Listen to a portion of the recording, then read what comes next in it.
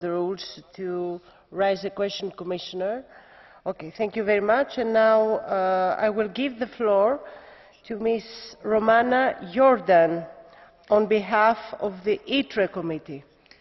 Hvala lepa. Spoštovani, odbor ITRE je v svojem mnenju znova potrdil, da zaščita okolja in razvoj gospodarstva nista v konfliktu interesov, temveč sožitje obeh ciljev predstavlja trajnostni razvoj.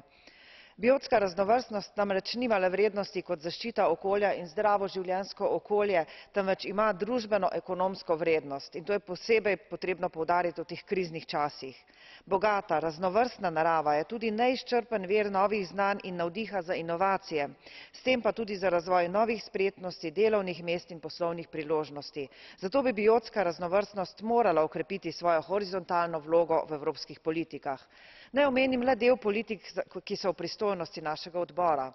V energetski in industrijski politiki je biotska raznovrstnost del trajnostne rabe virov. Tudi razvoj informacijskih tehnologij je lahko priložnost za ohranjanje biotske raznovrstnosti.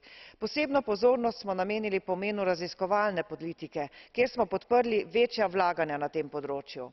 Znanost lahko namreč pomaga k boljšemu razumevanju biotske raznovrstnosti in medsebojnega vpliva različnih dejavnikov nanjo. Posebej pozdravljamo vzpostavitev platforme za podjetja in biotsko raznovrstnost ter spodbujamo Komisijo, naj platformo še naprej razvija. Tako spodbuja večje sodelovanje med javno upravo in podjetji v Evropi, vključno z malimi in srednjimi podjetji.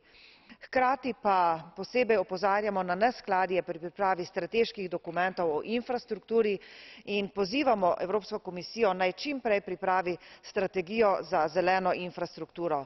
Zahvaljujemo se poročevalcu Gerbrandiju in odboru ENVI, ker so upoštevali večino naših predlogov. Hvala. Σας ευχαριστώ πολύ, κυρία Γιόρνταν. Και τώρα εξ ονόματος της Επιτροπής Περιφερειακής Ανάπτυξης, η κυρία Μπέρντερ για 1 λεπτό παρακαλώ. Thank you. We have heard today of the silent crisis unfolding across Europe. It is happening right under our noses. When the rivers run dry, the forests are too small to clean the air and the ecosystem